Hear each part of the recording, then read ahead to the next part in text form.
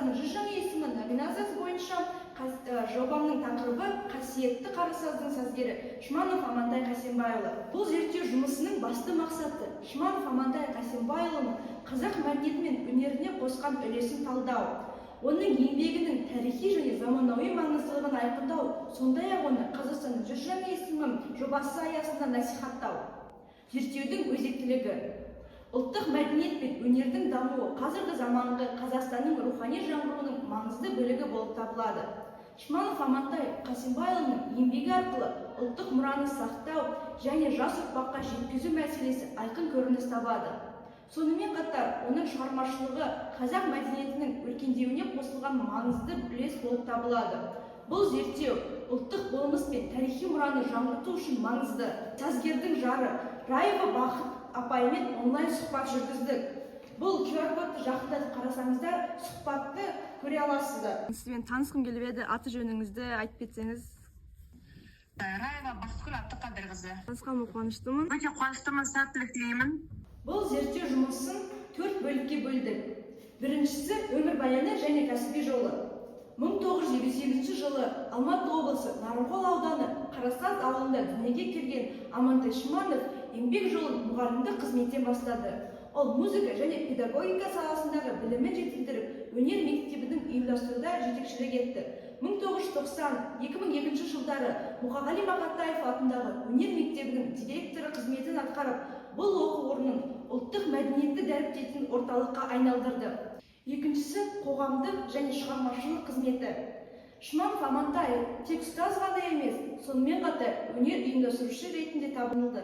Оның жетекшілігімен бірнеше өнер бөлімдері ашылып, қазақтың ұлттық музыкасы мен қолөнерін дамытуға үлес қосылды. Оның шығармашылығы туған жерге туыңды тік қағидасымен үндесіп, туған ауылындағы өнер мен мәдениеттің дамуына ықпал етті. Үшіншісі Қазақстанның мәдениетіне қосқан үлесі. Шманов Амантайдың сазгерлік еңбектері халық арасында кеңінен таралды. Оның «Аққулар қош болыңдар», «Қарасазым», «Балама сыңды» әндері халықтың сүйіспеншілігіне бөленді. Сонымен қатар, оның ұйымдастырушылық қабілеті арасында көптеген өнер байқаулары шәкірттері үлкен жетістіктерге жетті. Төртіншісі, Қазақстанның 100 жаңа есімі жобасындағы маңызы. Қазақстанның 100 жаңа есімі жобасы ел дамуына елеулі үлес қосқан замандастарымызды танытуға арналған бастама. Амантай Шмановтың еңбегі бұл жобаға толық сәйкес келеді. Өйткені ол өз өмірін мәдениет пен өнерге арнап, ұлттық мұраны насихаттауда аянбай еңбек етті. Оның еңбектері жастарға үлгі болып, шығармашыл ұрпақтың қалыптасуына негіз қалады. Қарасаздың жарқыраған жұлдызы, сазгер, үлкен өнер, кемел дарын иесі Амантай Шмановтың 8 қырын зерттеді. Біріншісі Қарасаз әуендері ансамблінің құрушысы. Екінші қыры талантты, өнерлі қыз Раева Бақытпен отасып, бір қыз, 3 ұл тәрбиелеп өсірді. Үшіншісі ғылыми ізденістермен айналысты, өлең шығарды, ән жазды. Төртіншісі өнер мектебінің негізін қалады. Бесіншісі еңбекқорлығымен де танылып, наубайхана ашты, бидай егіп, мал өсірген, қоян, бүркіт, түлкі бақты. Алтыншысы композитор, білімді, сауатты сазгер болған. Жетіншісі аудандық мәслихаттың депутаты да болған.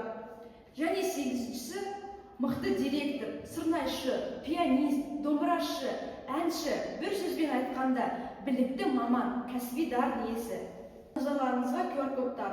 Бұның кез келгенін ашып, оның қандай өнері және қандай ән жазғанын көруге болады. Мен сіздерге біреуін ашып көрсетейін. Бұл жерде оның жазған әндері көрсетілген. Фотолар Амантай Шмановтың жазған әндері.